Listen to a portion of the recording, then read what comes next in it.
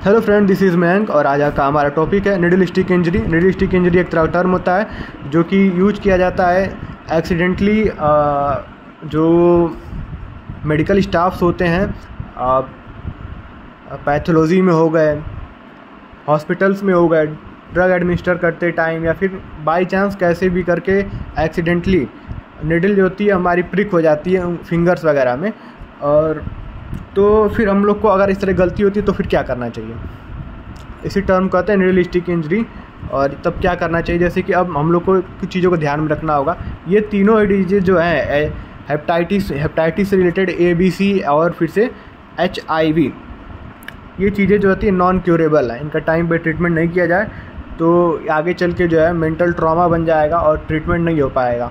जैसे कि HIV हो गया, अब उस पेशेंट को जो है कौन से स्टेज का जो है HIV है, अगर वो संक्रमण फेज में है या फिर उसको एड्स हो चुका है। अगर उसको एड्स हो चुका है तो आपको भी मतलब कि कम टाइम में ही जो है शॉर्ट टाइम पीरियड में एड्स होने का रिस्क है।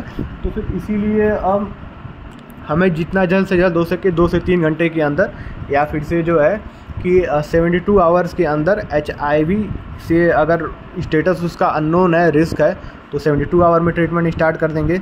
और अगर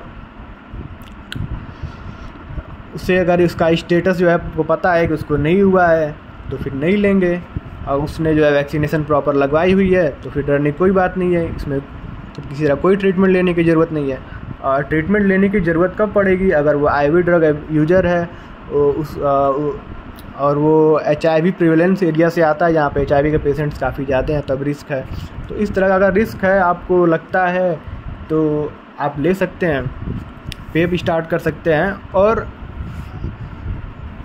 HBIG जो है ये वैक्सीन ले सकते हैं 24 आवर के अंदर। अब मैक्स टू मैक्स 7 दिन के अंदर लेना रहेगा।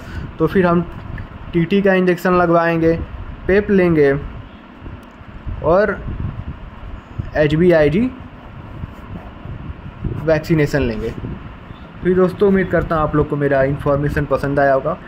Take care and stay safe.